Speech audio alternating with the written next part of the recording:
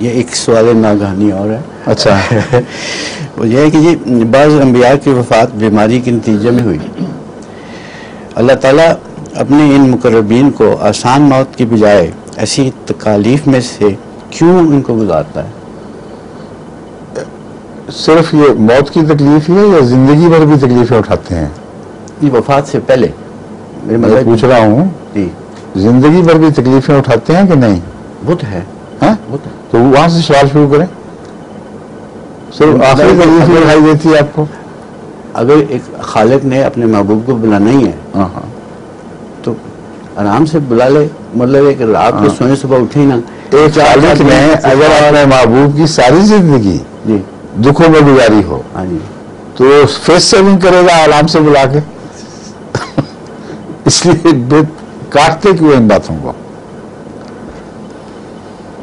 ایک عاشق نے یا ایک معشوق نے اپنے عاشق کی زندگی کو اس طرح ڈھالا ہو کہ تکلیفوں میں گزر رہی ہو بڑی سخت اور ساری زندگی ہی تقریباً دکھوں میں کٹی ہو.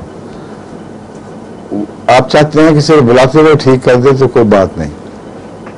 یہ تو کوئی دلیل نہ بلانا تو ہے ہی ہے نا. تو میرا مطلب یہ ہے کہ اس طرح کیوں بلایا جائے؟ مجھے پہلے سوال کا جواب دیں. پہلی زندگی میں کیوں تکلیفیں تھیں اسی میں اس کا جواب ہے. اس لیے آپ سے گزارش کر رہا ہوں بار بار کہ اس پر تو غور کریں کہ یہ دلیل جو لگ رہی ہے آپ کی یہ تو آخری وقت پر لگتی ہی نہیں. عشق و معشوق کے عاشق و معشوق کے رشتے میں ایسے موقع پہ اگر کچھ کرے تو اس کا پتہ کیا جواب ہوتا ہے؟ پتھر پڑے صنم تیرے ایسے جان. جب مر گئے تو آئے ہمارے مزار پر. اب کیا فائدہ آنے کا؟ بال شاعر کہتے ہیں ابھی ساری وہ تو ہمیں مصیبت ڈالی رکھی تھی اب تو آیا نہ آیا برابر ہے. تو اس لیے یہ دیکھیں عشق و معشوق کے عاشق و معشوق کے رشتے میں اگر کوئی سوال اٹھنا چاہیے تو ساری زندگی کی تکلیفوں کو اٹھنا چاہیے, صرف موت کی تکلیف کا نہیں. سمجھیں؟ اور اس کے اور جوابات ہیں. قرآن کریم نے اپنے سب سے زیادہ پیار کرنے والوں کو نمونہ بنایا دنیا میں, اور نمونوں کے علاوہ صبر کا نمونہ بھی ہے. اور یہ اس لیے ضروری تھا, یہ بہت ہی اہم نقطہ ہے, کوئی اتفاقی بات نہیں ہے. اس لیے ضروری تھا کہ جس قوم کی اصلاح کی جائے یہ قاعدہ کلیہ ہے, جب تک آسائشیں ترک کر کے وہ تکلیفوں میں سے نہ گزرے اس کی اصلاح نہیں ہو سکتی. اور یہ جتنے نسخے ہیں نا مفت کی اصلاح کے سب جھوٹے ہیں. آج تک جماعت احمدیہ دکھوں میں سے گزر رہی ہے. اس لیے حوصلہ ہے کہ مسیح علیہ السلام نے دکھ اٹھائے تھے. امت محمدیہ نے آغاز ہی سے حضرت صلی اللہ علیہ وسلم کو سب سے زیادہ دکھ اٹھاتے دیکھا ہے اور اسی سے حوصلہ پایا ہے. تو جو رستہ فلاح کا ہے وہ دکھوں سے ہو کر گزرتا ہے. اور اسی لیے ان مال عسر یسرن ان مال عسر یسرا یہ قاعدہ کلیہ بیان فرما دیا کہ یسر چاہتے ہو, آسانی چاہتے ہو تو دکھوں سے گزرنا پڑے گا. وہی قومیں جزا پائیں گی جن کو محنت کرنے کی عادت ہے. دنیا میں بھی قاعدہ چسپاں ہو رہا ہے, مذہب میں بھی چسپاں ہو رہا ہے. اور جس نے یہ سکھانا تھا وہ اگر آرام سے زندگی بسر کر رہا ہوتا عیش و عشرت کی, تو کیا لوگ نمونہ پکڑتے کہ لوگ کہتے اللہ نے اپنے پیارے کو تو یہ کر دیا اور ہمیں مصیبتیں ڈال دیں. وہ جو مصیبتیں ہیں اس وجہ سے کہ رسول اللہ صلی اللہ علیہ وسلم نے تکلیفیں سب سے زیادہ اٹھائیں اور ان کی تکلیفیں بھی خود اٹھائیں. یہ ہے اصل نقطہ.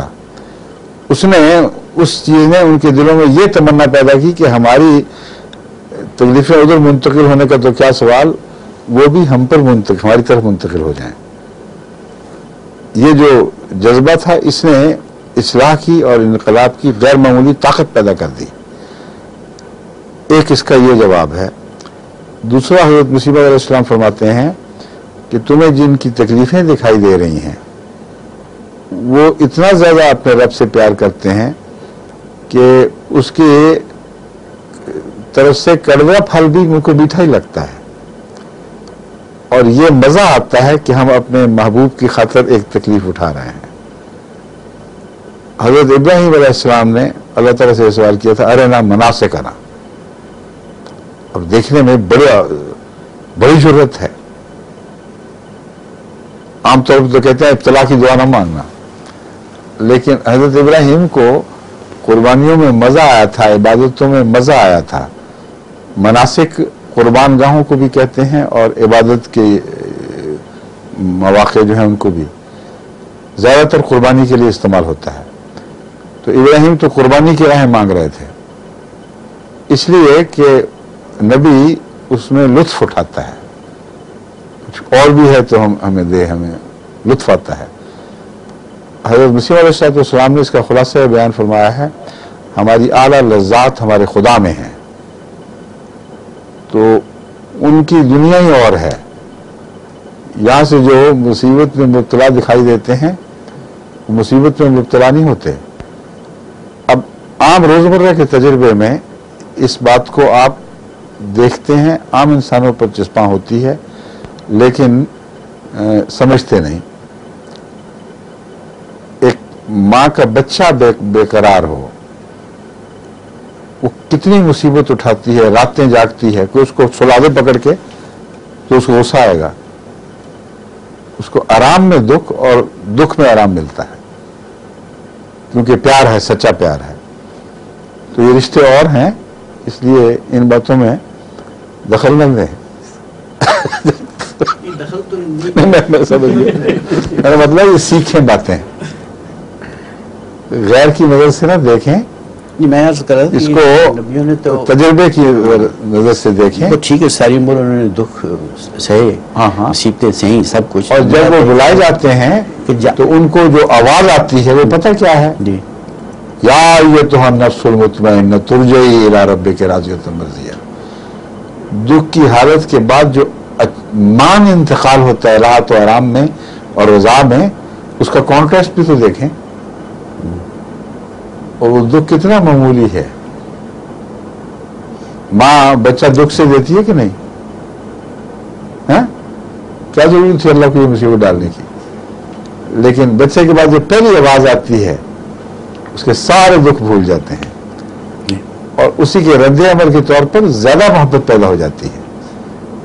بس اللہ تعالیٰ کی طرف جانے والے جو عارضی اس مقام سے گزرتے ہیں جو کیا مقام ہے، تو اچانک جو دیکھتے ہیں ان کا کانٹراسٹ بھی دیکھیں اس کا۔ میرا تو سوال تھا، مجھے اپنے پر رحم آ رہا تھا، بالکل فکر نہ کریں، مجھے اپنے پر رحم آ رہا تھا، ہو سکتا ہے کوئی آپ کو رشتے سے نہ بلایا جائے۔ ایسے موقع پہ میں نے کہا کہ اگر بلانا ہی تھا تو برہم سے بلا لیتے، بخار چڑھے ہوئے ہیں۔ شکر ہے آپ خدا نے زندگی میں کوئی اور ہوتا۔ اچھا آئیے چلے۔